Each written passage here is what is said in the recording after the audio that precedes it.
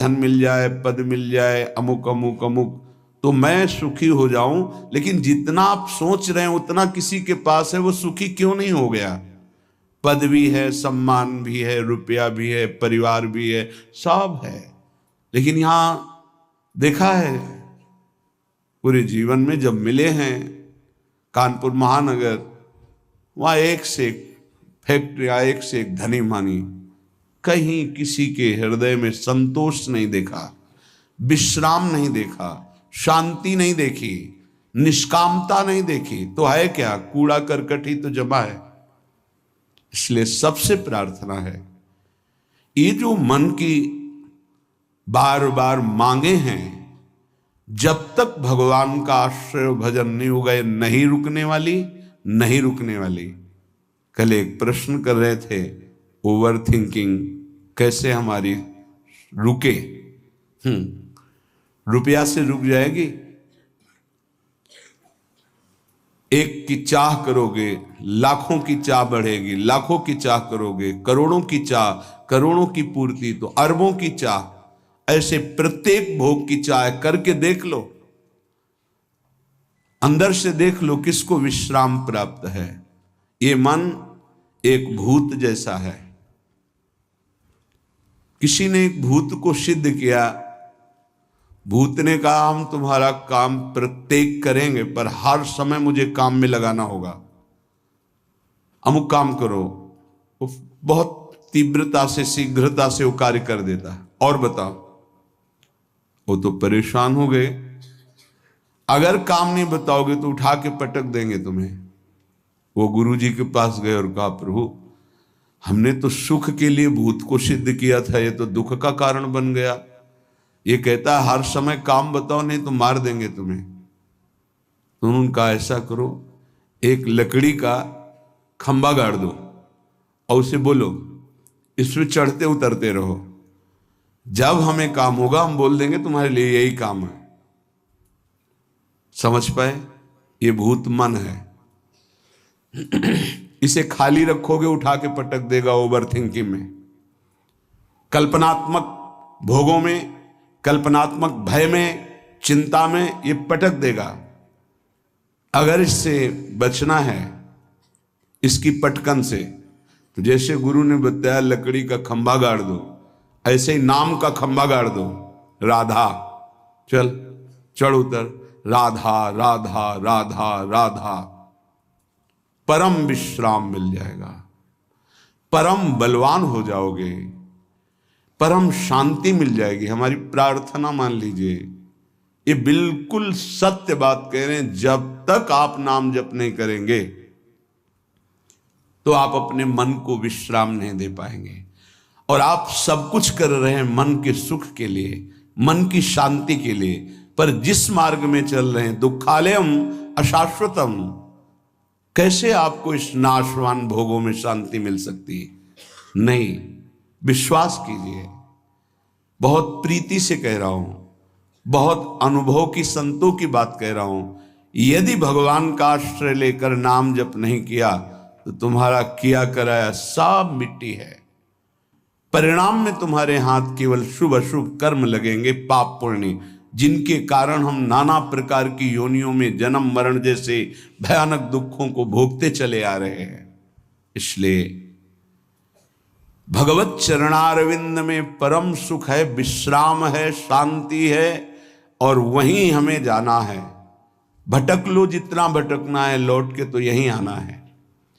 ये भ्रम ऐसा बैठ गया है बड़े बड़ों के हृदय में कि धन से सुख है। बहुत विचित्रता माया की, ये सबके दिमाग में बैठ गया है। कोई बिरला ऐसा है कि इसकी इस पकड़ से बाहर हो, नहीं तो सबके दिमाग में बैठा है। गृहस्थ हो, विरक्त हो, बूढ़ा हो, जवान हो, सबके दिमाग में माया ने बैठा दिया, धन के द्वारा ही सुखी होगे। देख लो, बिल्कुल विश्वास मानिए।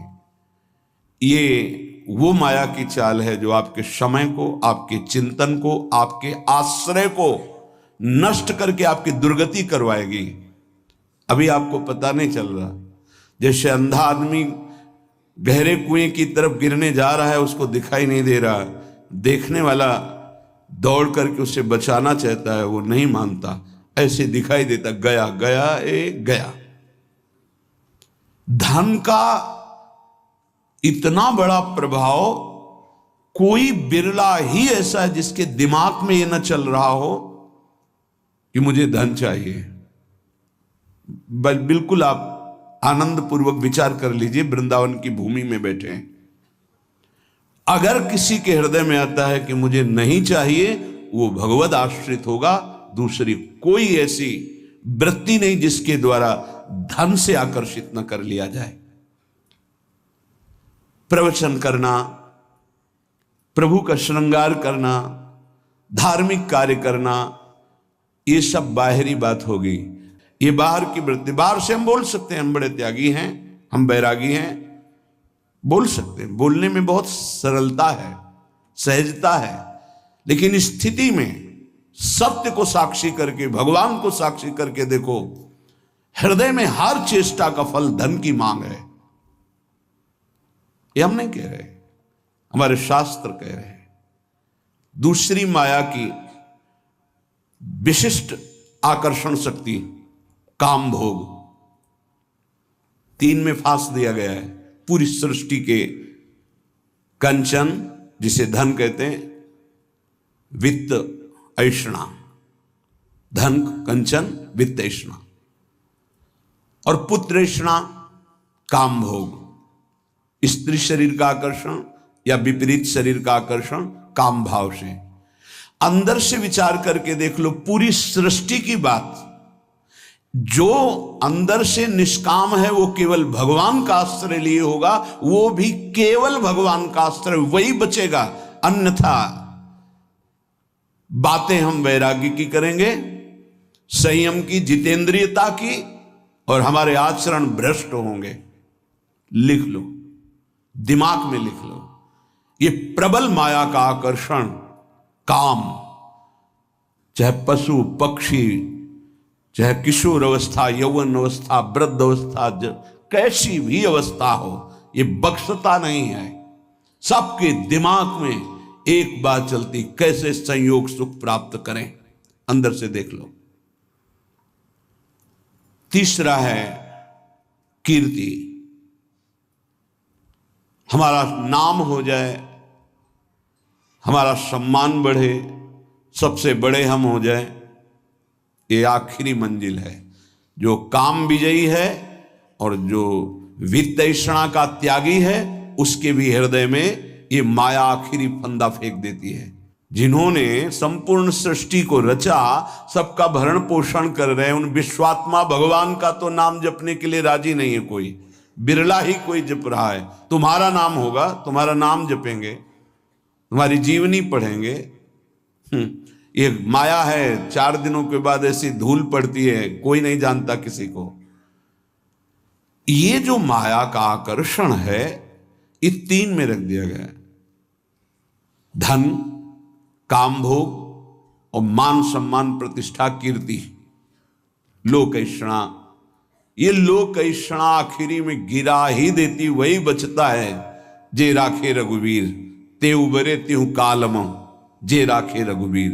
भगवान जिसे बचा ले तो लोक ऐषणा से बच जाए, नहीं वित्त ऐषणा, पुत्र ऐषणा से बचा हुआ भी इस लोक ऐषणा में गिर जाता है। तीनों पर जो विजय प्राप्त कर लेता है, वो भगवत साक्षात्कार करता है, वो परम शांति को प्राप्त होता है। हृदय से महारानी जी का आश्रय मिलने का अवसर मिला है कि हर समय हम इस अभिमान में रहे कि हमारी श्यामा जी वही सब भरण पोषण करने वाली, वही हमें प्रेम प्रदान करने वाली, वही हमारा परम मंगल करने वाली। कहीं ये आश्रय में कुछ ना प्रवेश कर जाए, अन्य आश्रय कहीं ना हो जाए, ये उपासक देखता रहे। जो अन्य आश्रयी हैं उनको इस बात पर चिंतन करना चाहिए, विचार करना चाहिए, ये अन्य आश्रय आपकी दुर्गति के सिवा और कुछ नहीं कर सकता। अगर दुर्गति को रोक सकता है तो भगवद आश्रय रोक सकता है। यदि तुमसे इतने महान पाप हो चुके हैं कि जिनकी तुम खुद स्मृति करके घृणा करते हो, कभी कभी ऐसे पाप हो जाते हैं कि अपना हृदय ही अपने को दंड देने के लिए कहता है कि बहुत नीच आचरण तेरे द्वारा हो गए। अगर ऐसा भी है और हमारे प्रभु की शरण में आ जाए तो बाहुओं में लेकर हृदय से लगाते हैं, ऐसा स्वभाव है। कोटि विप्र बदला गए जाहू, आए शरण तजौ नहीं ताहू। इसलिए सबसे प्रार्थना है ये मन, ये बुद्धि, ये माया इन पर बैठ करके आश्रय का बदलाव कर देगी। यदि गुरु कृपा से, सत्संग की कृपा से, प्रियालाल की कृपा से आपका आश्रय बन रहा है प्रभु प्रियाजू, तो ये बहुत जन्मों की साधना सुकृत सब फलीभूत हो रहे हैं। इससे मत फिसल जाना। अगर आश्रय है तो आपका परम कल्याण निश्चित है। ये माया आश्रय बदलती है, इसका कार्य है आश्रय बदलना। ये अंदर की बात को समझिए। हम ब्रह्मचारी नहीं हैं, हम संयमी नहीं हैं, हम तपस्वी नहीं हैं, भजनानंदी नहीं हैं, चलेगा। पर हम प्रियाजू के हैं, प्रियाजू के सिवा हमारा कोई नहीं है, ये आपको भगवत प्राप्ति करा देगा। यद्यपि भक्त अनन्य जो विषय इंद्रियन बस होए, कर्मठ कोटि जितेंद्रियन तेहि सम लहै न हो। उसकी समानता करोड़ों कर्मकांडी और जितेंद्री नहीं कर सकते जिसके हृदय में अनन्यता आ गई है। इसलिए प्रार्थना है, समस्त साधनाओं का जो फल है वो आश्रय है। भागवत में बहुत बड़ी महिमा इस आश्रय की वर्णन की गई। आखिरी है 10वां आश्रय। नवधा भक्ति में 9वीं भक्ति पूर्णता है आत्मसमर्पण। यदि आप अपना मंगल चाहते हैं तो आप खुद देख लीजिए कितने बड़े साधना में आपका प्रवेश है। ईमानदारी से देख लीजिए। भरोसा नहीं है 1 मिनट बुद्धि का भी कहती भगवान प्यारे लगते, थोड़ी देर में कहेगी विषय प्यारे लगते हैं। इसका निर्णय ठीक नहीं है, पागल है ये। हमारी जो बुद्धि है वो पागल है। एक क्षण में कहती ये मार्ग सत्य है, दूसरे क्षण में उत्तर देने लगती है। ऐसी बुद्धि का भरोसा नहीं है। कितनी बड़ी साधना हो, अपराध बन जाए, वैष्णव अपराध, गुरु अपराध, इष्ट द्रोह, गुरु द्रोह, सर्वनाश हो जाता है। एक आश्रय है तो वो बचाता है, भगवद आश्रय।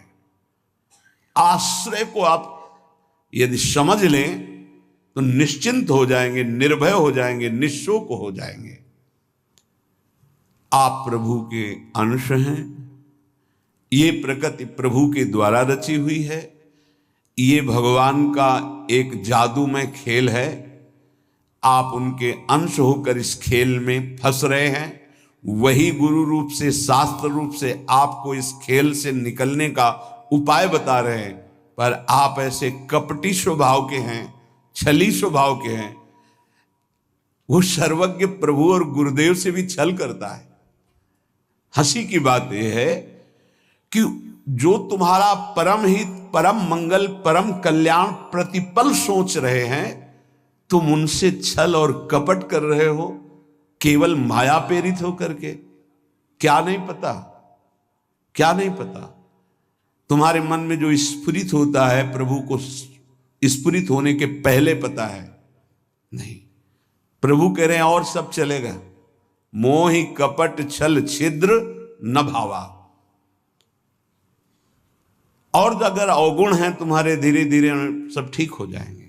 जन अवगुण प्रभु मानन काऊ, दीन बंधु अति मृदुल स्वभाव। लेकिन यदि आपके अंदर छल कपट है तो प्रभु कह रहे मोहि न भावा।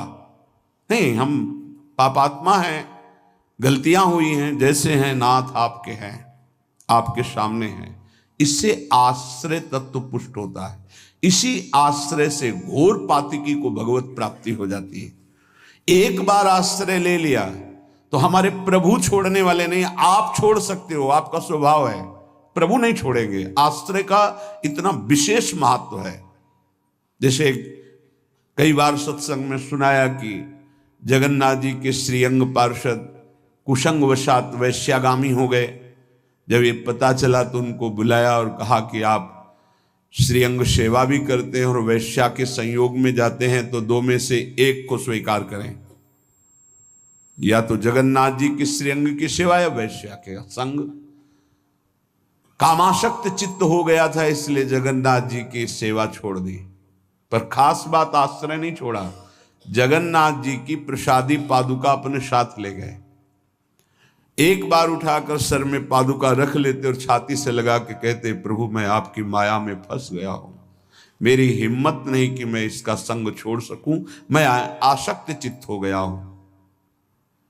कई वर्षों के बाद जब उनका शरीर पूरा हुआ तो जगन्नाथ जी ने अपने पार्षद को आदेश किया, जैसे मेरे पार्षदों की अंतिम क्रिया होती है, अंत्येष्टि संस्कार होते हैं, वैसे उसका करो। तो उन्होंने कहा, प्रभु उसने तो आपको छोड़ दिया, वैश्या को स्वीकार किया, अब हम कैसे कर सकते हैं? तो उनका जगन्नाथ जी ने कहा, नहीं, उन्होंने छोड़ दिया लेकिन हमने नहीं छोड़ा, हमारा स्वभाव छोड़ने का नहीं है। आप इस बात पर ध्यान दीजिए, कितना भी अपराध बन जाए भगवान अपने भक्त को नहीं छोड़ते। नामे भक्ता प्रणश्यति, वही जब अंत्येष्टि क्रिया बाहरी भगवान आदेश कर रहे हैं, तो उनकी अंतिम गति में क्या भगवान कोई गड़बड़ी होने देंगे क्या? परम पद की प्राप्ति होगी। एक बार भगवान स्वीकार कर ले, आप आश्रित हो जाइए। एक बार कृष्णदास जी जो पुष्टि मार्गी हैं, आचार्य चरण से कुछ ऐसा, तो बाजार में देखा सुंदर जलेबी बन रही थी, इससे देखो ओ ये तो श्रीनाथ जी के लिए बहुत सुंदर, तो भाव में भर गए। तो उधर जब आचार्य चरण ने पर्दा खोला तो श्रीनाथ जी जलेबी पा रहे थे। तो कहा, जय जय, बाजार की वस्तु तो आपको भोग लगती नहीं और हमने अभी लगाया नहीं, ये कहां से आप पा रहे हैं? उन्होंने भाव में लगाया भोग और यहां साक्षात श्रीनाथ जी पार। उनका कृष्णदास ने बाजार से भोग लगाया है। वह प्रभु कृष्णदास जी का तो त्याग कर दिया गया है, फिर आप भोग? बोले, आप आचार्य हो, आप गुरु हो, आप त्याग कर सकते हो, पर मेरा स्वभाव नहीं। एक बार जिसे पकड़ लिया उसे मैं कभी छोड़ नहीं सकता, वो भले मुझे छोड़ दे, मैं उसे नहीं छोड़ सकता। भाई जी महाराज से स्वामी अखंडानंद जी ने कहा, आप अपने मन की कोई एक बात बता दें। तो यही बात बताई कि उमा राम स्वभाव जिन जाना, ताहि भजन तजी भाव न आना। जिसने भगवान का स्वभाव जान लिया, उसे भजन को छोड़कर और कुछ अच्छा नहीं लगता। मान लीजिए, कृपा कर दीजिए, अपने ऊपर कर दीजिए, हमारे प्रभु का नाम तुम्हारी समस्त समस्याओं का समाधान है। बस कुछ दिन मन लगे ना लगे, काम बने ना बने, कोई लाभ दिखाई दे ना दिखाई दे, आप सतत नाम जपने का प्रयास कीजिए। परिणाम में नाच पड़ेंगे आप। पहले आपके पापों का नाश होने दीजिए। नाम का प्रभाव महाअमृत में, जिसने नाम को स्वीकार किया, चाहे वो जैसा रहा हो, उसका परिणाम बड़ा मंगलमय निकला है। देखो, आप कैसे हैं, कौन हैं, हमारे भगवान ये सब नहीं देखते। आपने भगवान का नाम उच्चारण किया, बस इसी से भगवान रीझ जाएंगे। अहोबत सुपचतो गरियान यज्जिभ्याग्य वर्तते नाम तुभ्यम। वो चाहे चांडाल क्यों ना हो, नीच आचरण करने वाला क्यों ना हो, यदि वो नाम जपना शुरू कर दिया तो गरियान वो सर्वश्रेष्ठ हो जाता है। तुम्हें कोई रोग शोक, कोई भी अभाव रात दिन जो जला रहे हैं, वो प्रभावित नहीं कर पाएंगे यदि नाम जप करोगे। बात समझ लीजिए। ये छोटे मोटे रोगों की क्या बात जो 4 दिन में ठीक हो जाते हैं। आजीवन जब तक श्वास शरीर पे है तब तक भयानक कष्ट के द्वारा जीना है। अगर नाम चल रहा है तो इसका कोई कुप्रभाव नहीं है। मन शांत है, प्रसन्न है, 100 में 1% भी इसकी कोई परवाह नहीं, कोई चिंता नहीं। जो शास्त्र में लिखा है वो जीवन के अनुभव में उतरना चाहिए। कोई भी रोग जिससे रात दिन लोग जलते हैं वो तुम्हें ताप नहीं दे सकता। कष्ट आएगा लेकिन वो आपको परास्त नहीं कर पाएगा।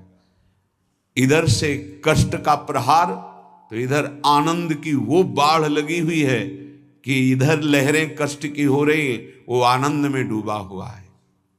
ये किससे होता है? नाम जप से। प्रार्थना मान लीजिए, ये प्रवचन नहीं, ये जीवन है। अगर आप मान लेंगे तो निहाल हो जाएंगे, आप मस्त हो जाएंगे, आप इस दुखालय से पार हो जाएंगे।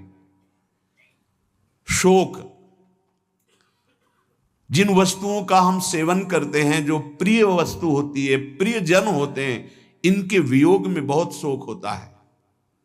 सच्ची मानिए, यदि नाम जप कर रहे हैं आप और आपका नाम संग्रह हो चुका है, पाप नष्ट हो चुके हैं, तो आपको कभी किसी के भी वियोग में, चाहे वस्तु हो, पद हो, संपत्ति हो, संबंधी हो, आपके हृदय में ताप नहीं लग सकता। जासु नाम भव भेषज हरन घोर त्रैशूल, दैहिक दैविक भौतिक ताप, ये नाम जापक के हृदय में नहीं लग सकते। मस्ती रहती है। नरसिंह मेहता जी के पुत्र जब पधारे तो करताल उठाकर नाच रहे हैं गोविंद के सामने। बड़ा अच्छा किया, आप अपनी वस्तु स्वीकार कर लिए। धरोहर थी, आपने ले लिया, आपकी धरोहर आपने ली, मस्त होकर, कोई शोक नहीं। चाहे जितनी हानि हो जाए, उसको विश्वास है कि जिसने बिना किसी की सहायता के एक पलक झपकने में अनंत ब्रह्मांडों का सृजन कर दिया, वो भगवान जब चाहेंगे, अगर लौकिक सुख देना चाहेंगे तो बौछार हो जाएगी। इसलिए उसे शोक नहीं होता। अभाव,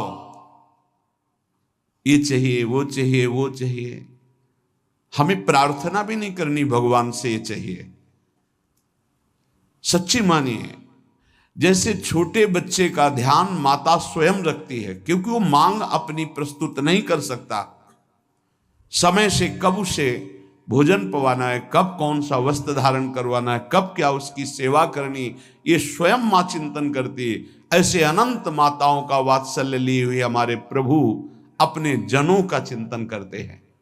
योगक्षेमम वहाम्यहम शब्द पर ध्यान दीजिए। अपना कार्य है अनन्यश्चिंतयन्तो माम, भगवान का कार्य है योगक्षेमम वहाम्यहम। हम नाम जप करते हुए अपने कर्तव्य का पालन कर रहे, और श्री भगवान अपने कर्तव्य का, योगक्षेमम वहाम्यहम, जो अप्राप्त है उसे प्राप्त करा दूंगा, जो प्राप्त है उसकी रक्षा करूंगा, इसे कहते हैं योगक्षेमम। तू क्यों रो रहा है? अब मत रो, अब भगवान नाम जप कर, नाम रट, फिर देख जन्म जन्म से ये घिघियाते रोते चले यार, ये दे दो, ये दे दो, ये दे दो, फिर मरे, फिर वहीं से शुरू, ये दे दो, ये दे दो। कब तक ये भिखमंगापना हमारे मन में बैठा रहेगा? अरे मंगवे भलो न बाप सो, जो प्रभु राखे टेक। अविनाशी का बच्चा घिघियाता घूम रहा है विषयों में, समझ में नहीं है ना, समझ में प्रभु की समझ नहीं है, इसीलिए ये दुर्दशा होती चली जा रही। एक जन्म से असंख्यों जन्म हो गए ये मांगते मांगते। ये मंगतापना कब मिटेगा? ये अभाव कब मिटेगा? जब भाव का पता चल जाएगा। आप बहुत बड़े के हैं, आप स्वयं परमानंदमय हैं। आपको किसी वस्तु, स्थान, व्यक्ति से आनंद की खोज नहीं करनी। बस बाहर भटक रहे हो, इसलिए तुम्हारा जो भाव है वो अंतर्हित हो चुका है। अंतर में आओ तो न शोचति न कांक्षति समः सर्वेषु भूतेषु मद भक्तिम लभते पराम। न कोई शोक, न कोई चिंता, एक परमानंद की अनुभूति। ना मानो तो भोग लो, जलो, ये माया दुर्दशा कर देगी। ना मानो, जलते रहो। अगर संतों के हृदय में कोई पीड़ा होती तो इसी बात की होती, अमूल्य मानव जीवन प्राप्त करके भगवान से विमुख होकर तुम कैसी दुर्दशा को प्राप्त हो रहे हो। उठो। गलतियां होना स्वाभाविक है, माया फिसलन वाली है, गलती हो सकती है, लेकिन हम सत्य मार्ग को छोड़ दें, ऐसा नहीं हो सकता। क्यों रो रहे हो? मेरा नाम रट, देख दुख नाम की वस्तु नहीं रह जाएगी, तेरे सारे संशय नष्ट हो जाएंगे। भक्ति हो न हो, श्रद्धा हो न हो, विश्वास हो न हो, तू केवल नाम रटना शुरू कर दे, इससे बढ़कर और क्या बात कही जा सकती है। जितना भी दान पुण्य तपस्या यज्ञ तीर्थाटन है, अगर श्रद्धा नहीं है तो फल की प्राप्ति में संशय है। मंत्र जप रहे हो, श्रद्धा विश्वास नहीं तो फल की प्राप्ति में संशय है। लेकिन नाम जप कर रहे हैं, बिल्कुल आपकी श्रद्धा नहीं है, तो भी भाव कुभाव अनख आलसहु, नाम जपत मंगल दिशि दशहु। तन्नास्ति कर्मजम लोके वाग्जम मानसमेव वा, यन्न छपयते पापम कलौ गोविंद कीर्तनम। यदि आपसे शारीरिक पाप बन गए हैं, मानसिक पाप बन गए हैं, वाणी के द्वारा अपराध बन गया है, चिंता मत करो। आप कोशिश करो कि पाप ना बने और गोविंद गोविंद हरि हरि कृष्ण कृष्ण राधा राधा राधा ऐसा नाम उच्चारण करो। नाम उच्चारण से सारे पाप नष्ट हो जाएंगे। तन्नास्ति कर्मजम लोके वाग्जम मानस में उच्च, मानसिक वाणी के द्वारा शरीर के द्वारा जो अपराध बन गए, भगवान नाम कीर्तन से, भगवान नाम जप से सब नष्ट हो जाते हैं। बस ये है कि नाम का सहारा लेकर पाप मत करना।